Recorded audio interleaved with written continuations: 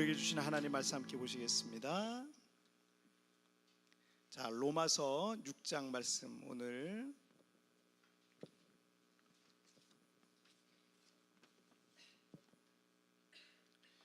자, 로마서 6장 15절부터 23절까지의 말씀입니다.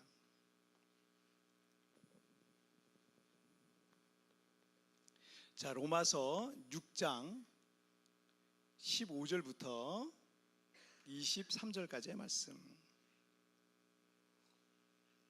자, 우리 한 절씩 교독할 때 제가 15절 말씀 먼저 봉독해 올리겠습니다. 그런즉 어찌하리요? 우리가 법 아래 있지 아니하고 은혜 아래에 있으니 죄를 지으려 그럴 수 없느니라. 너희 자신을 종으로 내주어 누구에게 순종하든지 그 순종함을 받는 자의 종이 되는 줄을 너희가 알지 못하느냐? 혹은 죄의 종으로 사망에 이르고 혹은 순종의 종으로 의에 이르느니라.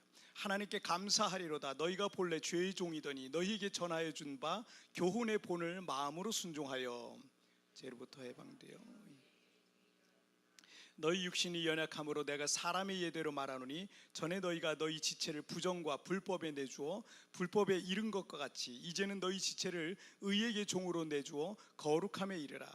너희가 죄의 종이 되었을 때에는 의에 대하여 자유로웠느니라.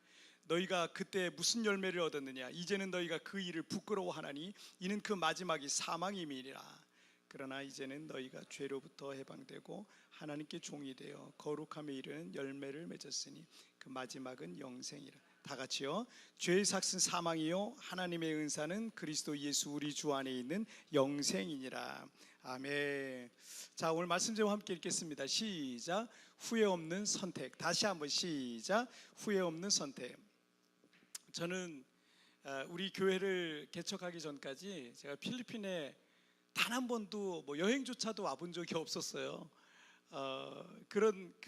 그래서 이곳이 한인들이 얼마나 살고 있는지 또 여기가 어떤 곳인지 전혀 저는 아는 바가 없었습니다. 그러던 어느 날 세부에 한인교회 개척에 대한 이 사명을 제가 받게 된 거예요. 이걸 받게 되고 개척 한 6개월 전에 제가 여기 잠깐 정탐을 왔습니다. 이거 좀 알아야 될 거 아니에요. 이거 어디다 교회를 개척해? 전혀 아는 게 없어가지고 6개월 전에 제가 2012년 그때가 9월 말 10월 이쯤이었던 것 같아요. 9월 말 10월쯤에 제가 여기 잠깐 와가지고 땅 밟기 기도라고 이게 한번 여기를 땅을 밟으면서 제가 기도도 하고 이랬어요. 그래서 여기서 이제 사역하시던 선교사님 안내를 받아서 한인 교회를 세울 어디에다 세워야 될지 제가 전혀 모르겠는 거예요.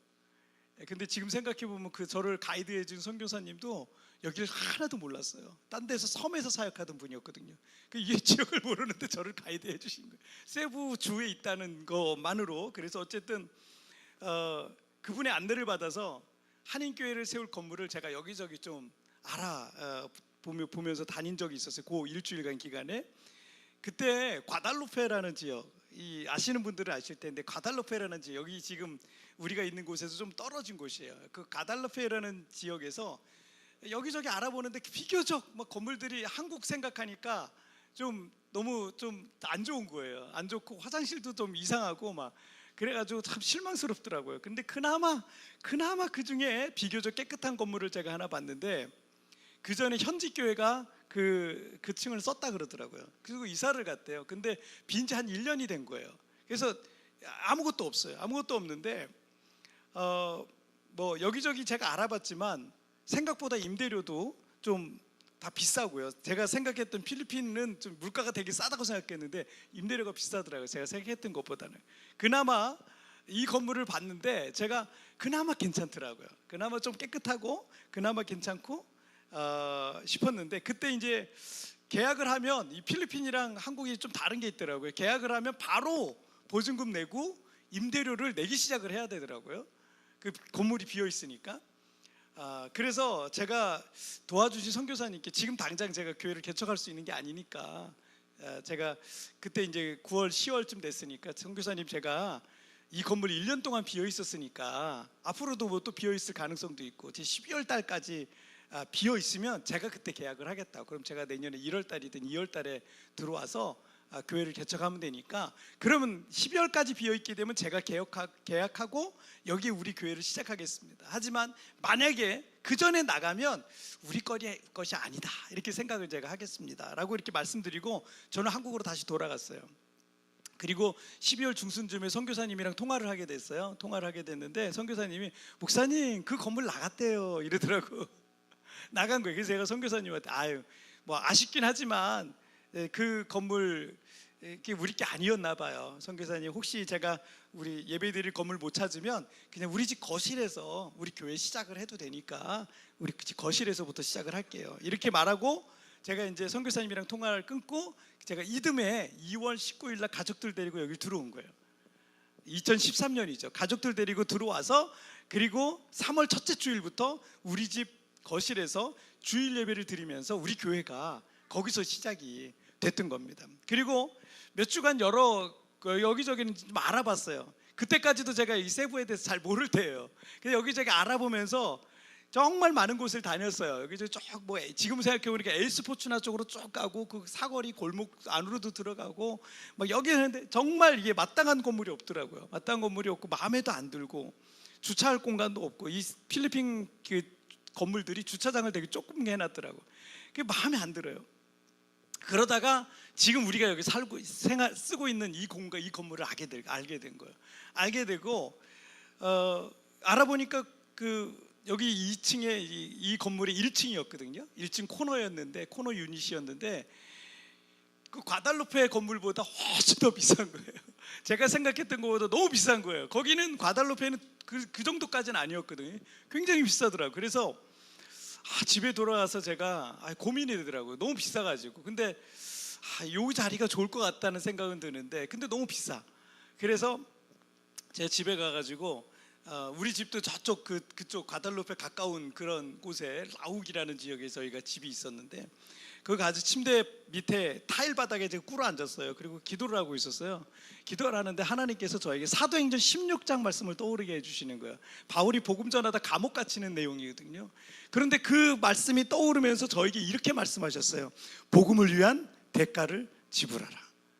복음을 위한 대가를 지불하라. 주저 말고 여기서 시작하라. 그 말씀을 해주셔서 저는 사실 여러 가지 부담스러운 조건들이 이 상황 가운데 있었는데 그 말씀 붙들고 제가 그냥 말씀 주셨으니까 그냥 시작을 한 거예요. 이 자리에서 그래서 그냥 시작을 했어요. 그런데 나중에 알고 보니까 처음에 봤던 그 과달루페 그 지역 있잖아요. 그 지역은 한인들이 거의 안 사는데 나중에 알고 보니까 한인들이 거기는 안 살아요. 거의 안 사는 지역이에요. 만약에 그냥 거기서 교회를 시작했다면 제가 지금 우리 교회 성도들 못 만났을 것 같아요. 그 이정은 집사님도 그때 그죠? 그냥 교회 있으니까 들어온 거잖아요. 교회도 몰랐을 거예요. 그냥 만약에 그냥 제가 거기서 교회를 시작했다면 저는 그 계약 기간을 뭐 3년이든 4년이든 이렇게 했을 거 아니에요. 계약 기간 끝날 때까지 후회하면서 있었을 것 같아요. 왜 괜히 여기다가 교회를 개척해가지고 내가 이 3, 4년을 내가 여기서 이렇게 고생을 하냐 이러면서 후회하면서 사역했을 거예요. 반면에 사도행전 16장 말씀 통해서 저에게 복음을 위한 대가를 지불하라, 여기다 교회 시작해라 이런 말씀 주셨다 그랬잖아요. 그 말씀 받은 이 지역, 여기 그때도 제가 몰랐거든요. 이 지역을 몰랐는데 근데 여기에 가고 싶은 마음이 그쵸 드는 거예요. 그래서 이 바닐라드라는 지역이거든요. 그래서 여기 시작을 했어요. 근데 나중에 보니까 세부에서 한인들이 가장 밀집되어 있는 지역이 여기더라고요. 나중에 알고 보니까 그래서 제가 그 선택에 얼마나 감사했는지 몰라요. 내가 아무것도 모를 때 정말 이 세브라는 지역에 대해서 아무것도 모르고 몇 주 만에 여기 건물을 계약을 했거든요. 그래서 아무것도 모를 때 하나님이 저에게 이 미련한 저를 깨우쳐 주셔서 인도해 주셨다라는 생각에 늘 감사하고 있습니다. 여러분, 우리는 인생 속에 어떤 선택의 순간을 항상 마주하게 됩니다. 그리고 그 선택에 따라서 어떤 경우는 그 선택 때문에 매일매일 후회하는 그런 삶을 살기도 합니다. 어떤 선택의 경우는 후회 없는 선택으로 인해서 매일매일이 감사하죠. 지금 저처럼 감사하고 또 만족하면서 살기도 하는 겁니다. 오늘 본문에도 그 선택에 대한 중요한 교훈을 우리에게 하시고 있어요. 자, 하나님 앞에서 우리는 어떤 선택으로 후회 없는 인생을 살아야 할지 깨닫는 그런 귀한 시간이 되기를 주님의 이름으로 축복합니다. 자, 우리 첫 번째 주제부터 한번 볼까요? 함께 읽겠습니다. 시작. 누구의 종이 될지 선택하라. 다시 한번 시작. 누구의 종이 될지 선택하라. 자, 누가복음 7장에 보면 한 바리새인의 초청으로 예수님께서 그 집에 가서 식사를 하시게 되었습니다. 예수님께서 그 자리에 이렇게 앉으셨는데 이 이스라엘 사람들은 약간 비스듬히 앉아가지고 식사를 하거나 뭐 이렇게 했다 그래요. 그러니까 다리가 양쪽 옆으로 이렇게, 우리나라처럼 양반 다리를 하는 게 아니라 다리를 옆으로 이렇게 하는 거예요. 그렇게 하고 있는데 그 동네 사람이라면 누구나 알고 있는 죄인인 한 여자가 있었어요. 죄를 지은, 드러난, 아마 죄가 발각됐든지 그래서 사람들에게 소문이 나서 이 여자는 나쁜 여자다, 죄인이다 라고 할 만한 그런 여자가 있었어요. 근데 그 여인이 향유 한 옥합을 가지고 와서 눈물로 예수님의 발을 적시는 거예요. 눈물로 예수님의 발을 적실 정도로 얼마나 많은 눈물을 흘렸겠어요. 눈물로 예수님의 발을 적시고 자기 머리털, 긴 머리털로 그 눈물을 적신 발을 닦고 그리고 그 발에 입 맞추고 향유를 붓는 그런 사건이 있었습니다. 그것을 목격한 바리새인은 속으로 그런 생각을 한 거예요. 나사렛 예수가 선지자라면 이 여인이 죄인이라는 사실을 알았을 텐데, 속으로 그렇게 생각하는 거, 바리새인이. 그러니까 어떻게 이 선지자라는 사람이 저런 죄인을 가까이 하나? 죄인이 저렇게 자기의 발에다가 뭐 이렇게 발을 씻고 막 이러는데 어떻게 가만히 있나? 왜냐하면 유대인들은 죄인을 가까이 하면 안 된다라고 생각을 했거든요. 근데 선지자가 저 여인이 하는데 가만히 있네? 모르는 것 같다, 죄인인 줄 모르는 것 같다, 이렇게 속으로 생각했어요. 그때 예수님께서 이 바리새인의 마음을 아시고 누가복음 7장 47절에서 이렇게 말씀을 하세요. 이러므로 내가 내게 말하노니 그의 많은 죄가 사하여졌도다. 이는 그의 사랑함이 많음이라. 사함을 받은 일이 적은 자는 적게 사랑하느니라 라고 했어요. 바리새인은 예수님을 초청했고 유대인들은 손님들을 초청하면 적어도, 왜냐하면 당시의 사람들은 이렇게 비포장도로를 항상 걸어야 됐고 길을 걸어야 됐고 발에 먼지가 많았기 때문에 집에 들어가면 의식적으로 또 종교적인 어떤 규례적으로 손발을 씻게 되어 있습니다. 그래서 발 씻을 물을 준단 말이에요. 그런데 예수님께서 그 집에 들어오셨을 때 바리새인은 예수님께 발 씻은 물, 그냥 일반적인 물도 주지 않았었는데 여인은 그녀의 눈물과 귀한 향유 한 옥합을 깨뜨려서 예수님의 발에 부었다는 거예요. 이 사실에 예수님은 많은 죄가 용서받은 사람은 많이 사랑할 것이지만 적게 용서받은 사람은 적게 사랑할 수밖에 없다라는 것을 여인과 바리새인을 대비해서 이렇게 말씀해 주시는 거예요. 자, 그리고 로마서 5장 20절에 우리가 나눈 말씀에, 지난번에 나눴던 말씀에 그러나 죄가 더한 곳에 은혜가 더욱 넘쳤나니 라고 말씀하셨잖아요. 하나님 앞에서는 용서받지 못할 죄가 없어요. 사람들은 나의 죄를 정죄하고 손가락질하고 비난할지라도 하나님께서는 나의 모든 수치스러운 과거를 씻으시고 용서해 주시는 겁니다. 그래서 자신의 죄가 얼마나 큰 죄인지, 얼마나 부끄러운 일이었는지를, 얼마나 용서받기 어려운 죄인인지를 깊이 깨닫고 있는 사람일수록 그럼에도 불구하고 나를 용서해 주시는 하나님의 은혜가 얼마나 큰지를 깨닫는 거예요. 그걸 느끼고 있는 거죠. 이것이 죄가 많은 곳에 은혜가 크다라는 그런 의미입니다. 자, 오늘 본문 로마서 6장 15절 말씀 한번 같이 읽겠습니다. 시작. 그런즉 어찌하리요? 우리가 법 아래 있지 아니하고 은혜 아래에 있으니 죄를 지으리요? 그럴 수 없느니. 자, 그런데 우리가 어떤 죄를 지었건 어떤 실수와 잘못을 했을지라도 하나님께서 용서하신다는 이 사실을 면죄부처럼 악용하면 안 돼요. 우리 죄 지으면 그냥 회개하면 되지, 뭐 이런 식으로 악용하면 안 됩니다.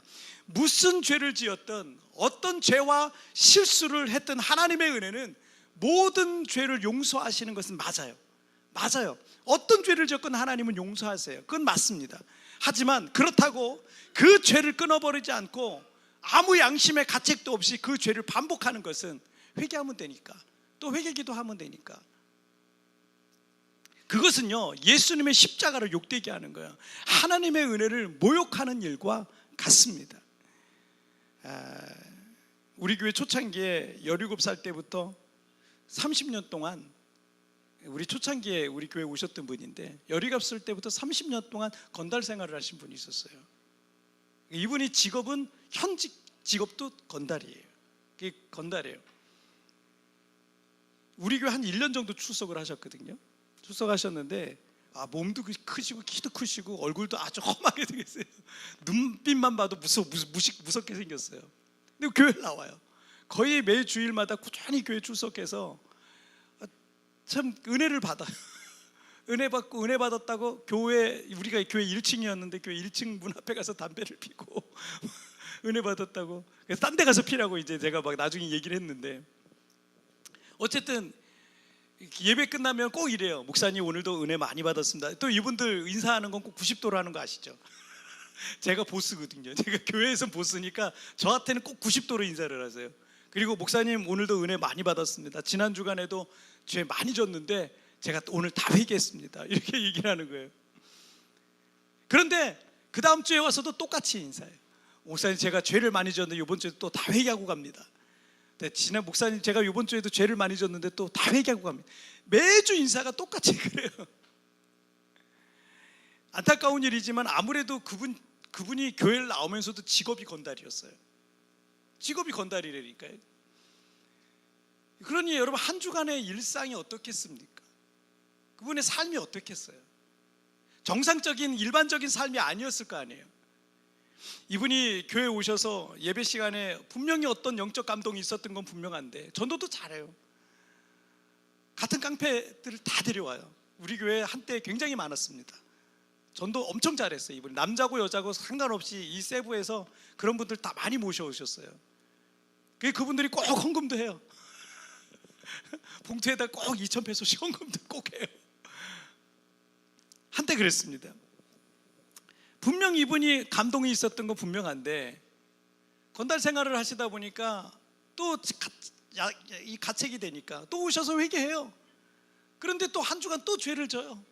그리고 또 회개를 해요. 이런 생활이 계속 반복이 되는 겁니다. 사실은 이분이 수배자였거든요. 수배자였어요. 한국에서도 수배하고 있었던 사람이었어요. 물론 이분이 나중에 그렇게 1년 정도 예배하면서 변화를 받았어요. 마음의 변화를 받아서 경찰에 자수를 하겠다 그러시더라고요. 목사님 이제 도망가는 것도 힘들다고, 도망 다니는 것도 막 섬으로 맨날 도망 다니고 막 이러거든요.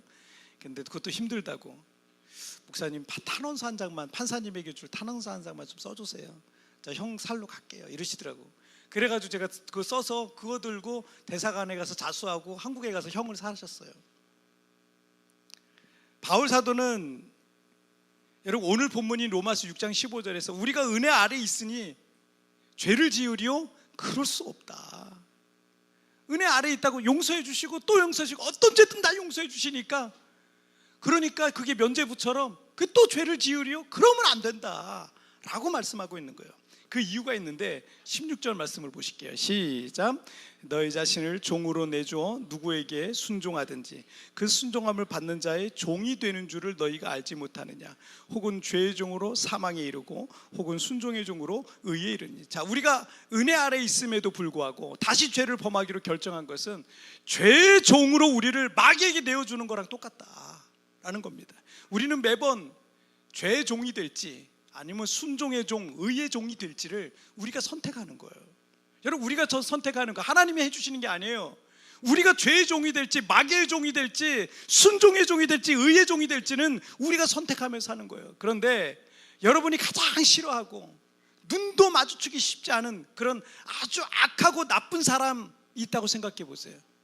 근데 그 사람이 종이 된다고 생각해 보세요. 종은요 시키는 거 다 해야 돼요. 하고 싶어요? 여러분 차라리 죽는 게 낫지.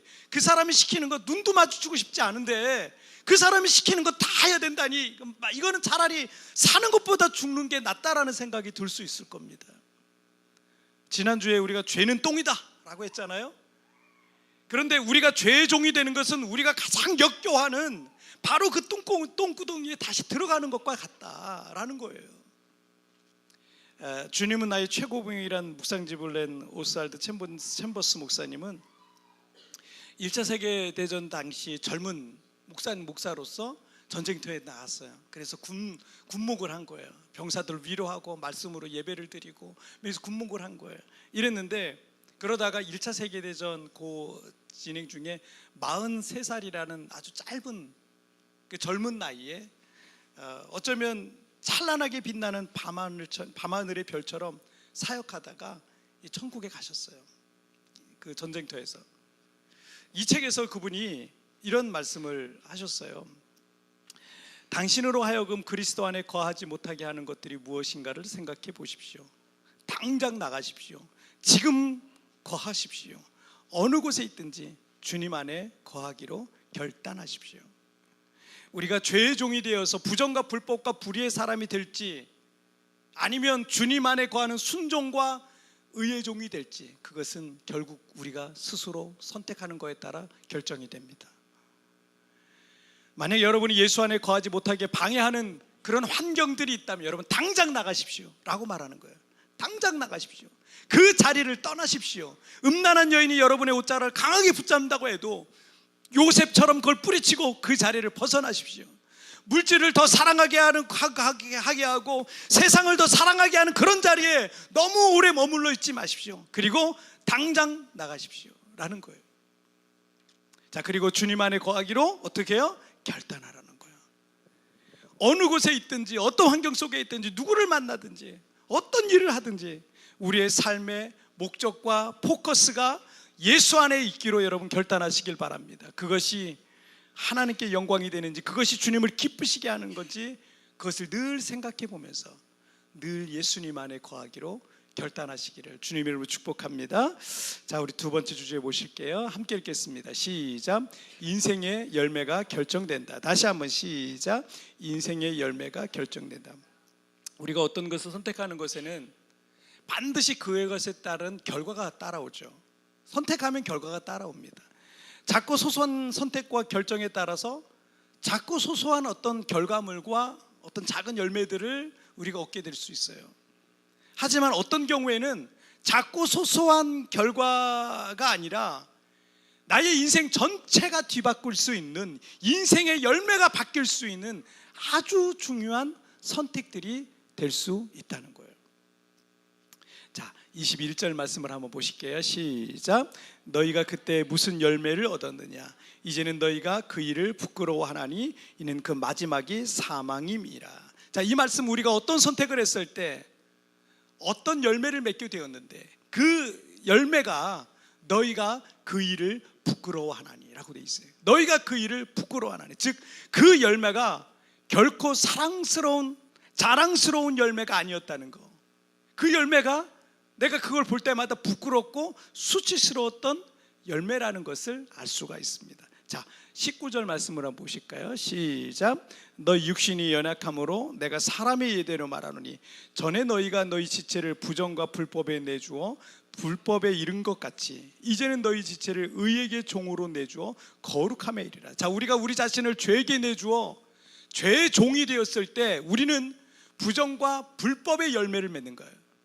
죄에게 우리 자신을 종으로 내주면 부정과 불법의 열매를 맺었다는 거예요. 반대로 우리 자신을 순종과 의의 종으로 내준 사람들에게는 뭐요? 거룩함의 열매를 맺게 된다는 거예요. 자, 23절 말씀을 또 보실게요. 시작. 죄의 삭은 사망이요 하나님의 은사는 그리스도 예수 우리 주 안에 있는 영생이니라. 자, 우리 자신을 죄의 종으로 내어줬을 때는 그 죄의 삭은 사망이라는 겁니다. 반대로 우리를 순종의 종, 의의 종으로 예수님께 드렸을 때 영생의 열매를 맺게 된다라는 것입니다. 지난 주간에 필리핀에서 한인교회를 목회하시는 그 목사님들의 세미나가 마닐라에서 있었어요. 제가 잠시 다녀왔는데 작년에 그 조기 은퇴를 하신 목사님께서 개회 예배 강사로 말씀을 전해주셨는데, 말씀 중에 유대인들이 예배드리는 자세에 대해서 잠시 예화로 말씀을 드셨어요. 유대인들은 예배드리러 갈 때 빠른 걸음으로 간다는 거예요. 빠른 걸음으로 뛰어가듯이 간다는 거예요. 그리고 집에 돌아올 때는 천천히 걸어서 왔다는 거예요. 천천히. 여러분, 우리가 뭐 시간을 잘 맞춰 가고 또 뭐 너무 좋은 곳에 갈 때는 막 걸음이 빨라지잖아요. 그런데 재미없는 곳에 갈 때는 좀 느리게 갈 수 있잖아요. 마치 이런 걸 생각하시면 될 것 같아요. 왜냐하면 예배 끝나고 집에 막 빠르게 뛰어가면 신나서 뛰어가는 것 같은 그런 생각이 들까 봐 유대인들은요 집에 갈 때 하나님 앞에 내가 빠르게 걷는 것, 집에 빨리 가는 것조차도 죄송한 마음이 들어가지고, 예배 갈 때는 빨리 가지만, 신나게 빨리 가지만 집에 돌아올 때는 천천히 갔다, 이런 얘기를 하셨어요. 그렇게 그들은 예배당 가는 것 하나라도 하나님 앞에 최선을 다했다라는 말씀을 하시더라고요. 필리핀에서 수십 년간의 사역을 마치고 은퇴하신 목사님의 말씀을 들으면서 저희 지난 10여 년간의 필리핀에서 사역이 오버랩되더라고요. 저는 10년, 11년 있는데도 힘들고 어려울 때가 참 많았거든요. 근데 그분은 수십 년을 하신 거예요. 그리고 저에게 있어서는 이 필리핀에 있는 이 기간이 지금 40대 중반에서 50대 중반, 목회자로서는 가장 빛나고 찬란한 시기를, 제가 사실은 가장 좋은 시기거든요. 이 시기를 제가 지금 여기서 보내고 있는데, 제가 그 말씀을 들으면서 그런 생각이 드는 거예요. 때로는 힘들고 어려워서 낙심된 마음들도 제가 사역하면서 있었지만, 제가 40대 중반에서 50대 중반에 어쩌면 목회자로서 가장 빛나고 찬란한 시기를 여기 이 필리핀에서 제가 하나님께 드릴 수 있는 것이 너무 감사했어요. 어떤 큰 성과가 없는 것 같이 보여도, 유명해지거나 개인적으로 큰 영광을 누리지 못하더라도 내 인생의 가장 찬란한 시기를 주님께 드릴 수 있다는 게, 나의 가장 좋은 것을, 내 인생의 가장 엑기스를 주님께 드릴 수 있다는 것이 너무 감사해서 제가 눈물이 나더라고요. 나 같은 죄인을 주님의 종으로 삼으신 게 너무 감사했어요. 저는 필리핀에 온 것이 조금의 후회도 없습니다. 주님께 나의 젊음을 다 드리고 있는 것에 저는 조금의 후회도 없어요. 주님의 부르심에 순종하는 것에 조금의 후회도 없습니다. 왜냐하면 나는 죄의 종이 아니라 순종의 종이고 믿음의 종이기 때문입니다. 이후로도 복음의 종이 되어서 저는 남은 생애를 주님께 드릴 거예요. 이렇게 드리면서 제 가장 좋은 엑기스를 저는 주님께 드리면서 살 거예요. 여러분이 누구의 종이 될지를 선택하십시오. 그것이 인생의 열매를 결정할 겁니다. 그것이 여러분의 인생에 후회 없는 선택이 될 줄 믿습니다. 역사상 가장 큰 부자였던 존 데이비슨 록펠러 이야기를 잘 아시죠? 30대 초반에 백만장자가 됐어요. 40대 초반에 미국에서 가장 큰 부자가 됐어요. 억만장자가 됐어요. 50대 초반에 록펠러는 전 세계에서 가장 큰 부자가, 가장 크게 성공한 사람이 됐습니다. 하지만 그는 돈을 벌기 위해서라면 수단과 방법을 가리지 않았던 사람이었기 때문에 그는 당시에 악독한 재벌로 유명했어요. 정말 악독한 사람이구나, 피도 눈물도 없구나, 악독한 사람이었어요.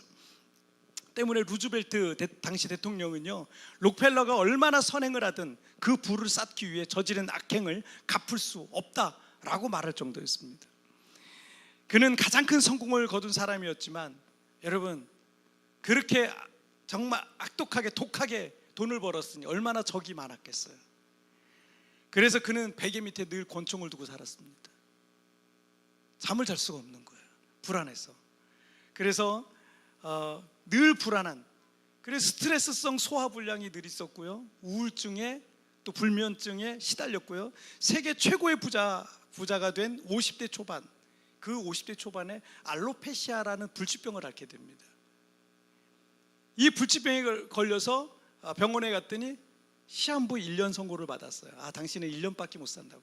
그렇게 최고의 거를 다 얻었는데, 이제 전 세계에서 가장 큰 부자가 됐는데 당신은 1년을 넘기기 힘들 거라고, 그런 시한부 선고를 받게 돼요. 머리카락하고 눈썹이 다 빠집니다.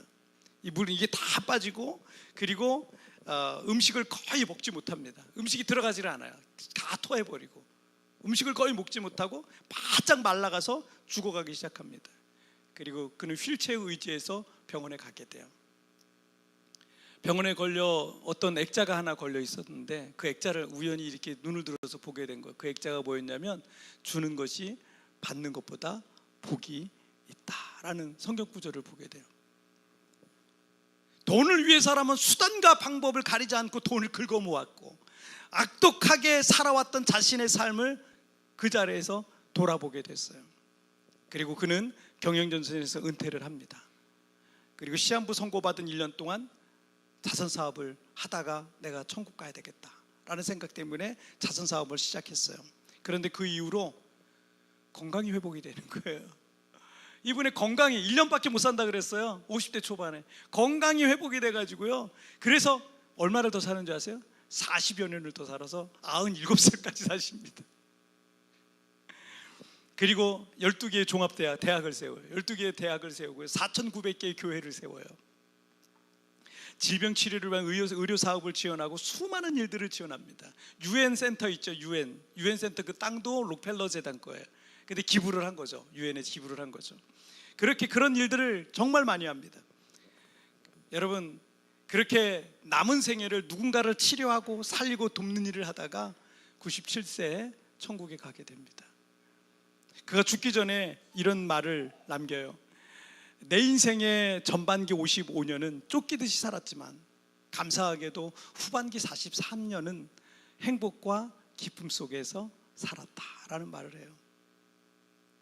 그는 돈을 위해서만 살 때는 누군가의 것을 뺏고 망하게 하고 피해를 주고 고통을 주는 악독한 비즈니스맨이었습니다. 하지만 그가 변화된 뒤에는 누군가를 돕고 살리고 치유하는 인생을 살았던 거예요. 그의 인생의 열매가 바뀐 겁니다. 록펠러가 뒤늦게 그런 삶을 선택했다면 여러분은 무엇이든지 좀 더 빨리 결정을 했으면 좋겠어요. 그래서 후회 없는 삶을 선택하시기를 주님의 이름으로 축복합니다. 자, 오늘 말씀 정리해 보겠습니다. 자, 오늘 두 가지 말씀 나눴어요. 함께 읽겠습니다. 시작. 누구의 종이 될지 선택하라. 인생의 열매가 결정된다. 다시 한번 시작.